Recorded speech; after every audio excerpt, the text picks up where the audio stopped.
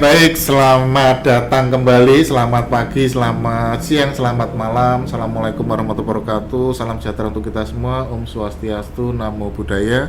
Ketemu dengan channel kita kembali bersama Mr. Beng Mintose. Seperti yang kemarin ya, di sesi 1 kita sudah menyampaikan kita akan melihat profil Pak Beng.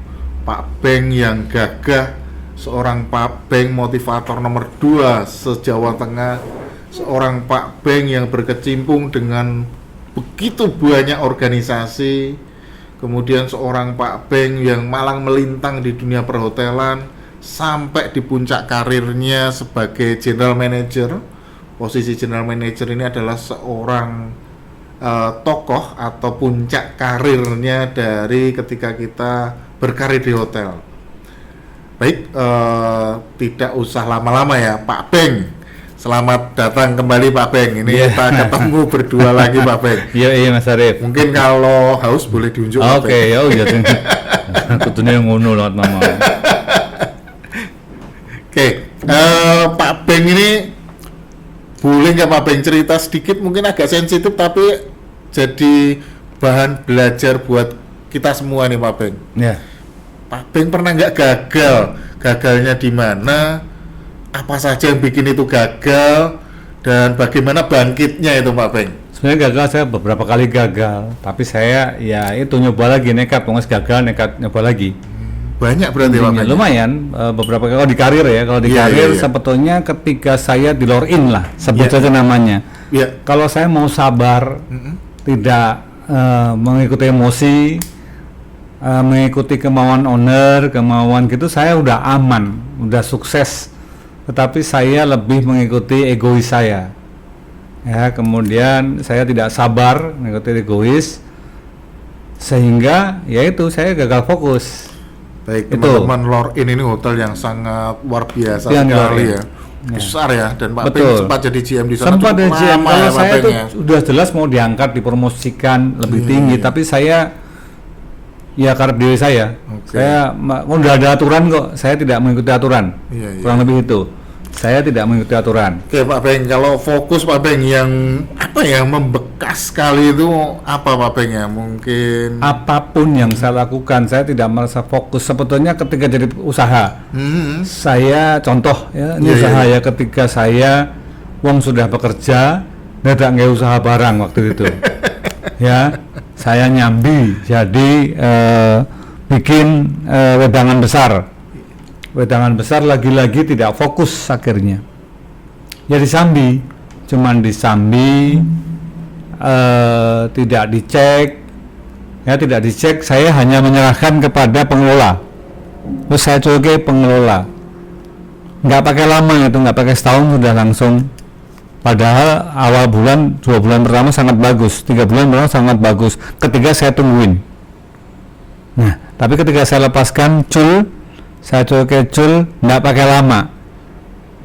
Setahun sudah habis-habisan. Itu.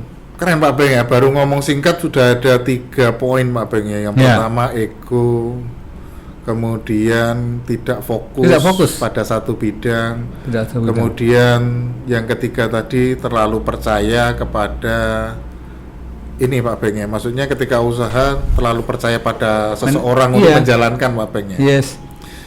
Padahal ketika ditungguin hasilnya bagus Pak Beng. Bagus, jadi saya setuju sama senior-senior saya, trust no one. Gitu. Begitu Pak Beng ya. Ada lagi nggak Pak Beng? Saya dari perjalanan saya ulang-ulang ya itu terus. Saya ulang-ulang kegagalan saya tuh nggak bisa fokus. Poin pertama itu nggak bisa fokus Pak Beng ya. Kudunya nek diayai dhewe tenanan apapun lah. Wong saya itu memberikan informasi, tetapi saya tidak melakukan sendiri. Nah karena saya gagal itulah saya tidak mau mengulang lagi. Oke Pak Beng, ini aktivitas Pak Beng akhir-akhir ini kan ngaji nih Pak Beng, dan sangat hampir di setiap sesi, setiap hari itu Pak Beng nggak pernah lepas dari Al-Quran gitu. Betul.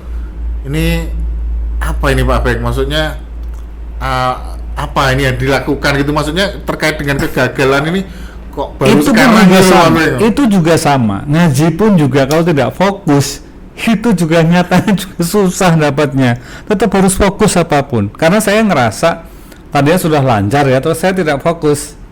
Saya tak sambilan aja lah. Wis karo tidak benar-benar sungguh-sungguh gitu ya. Gaduh-gaduh lagi. Jadi gini Pak Arief, kayaknya semuanya itu memang harus fokus, Pak. Baik Pak Beng, fokus ya ini menjadi utama. Ya. Jadi teman-teman ini Pak Beng itu memulai kembali yang namanya ngaji, belajar tentang membaca Al-Quran, sekarang sudah masuk ke tingkatan belajar tafsir Pak Beng. Iya. Ini ternyata ya kalau Pak Beng dulu sempat menyampaikan bahwa tidak ada kata terlambat. Pak Beng ini udah maksudnya tidak semudah yang dulu, meskipun saat ini juga belum tua gitu. Udah 60 loh ini. Oh, serius Pak Beng? Iya, udah 60. Kayak 16 sih Pak Beng. Amin. Alhamdulillah masih bisa belajar ini, bisa baca iya. ini kan. Dan luar biasa Pak Beng ini ya. Pak Beng itu kalau ini ya, jadi ketika merasa itu gagal, terus kembali bangkitnya gimana Pak Beng? Iya bangkit, saya yakin kegagalan itu tidak akan selamanya. Saya belajar yang sungguh-sungguh terjadi adalah Thomas Alva Edison. Itu saya benar-benar setiap kegagalan dia nyoba lagi dan itu memang terbukti kan. Ada. Kemudian kalau mau simpel melihat ini maaf kata Mas Arief, kalau anak kecil belajar jalan itu loh. Ternyata tuh kalau dianalisa jatuhnya 482 kali.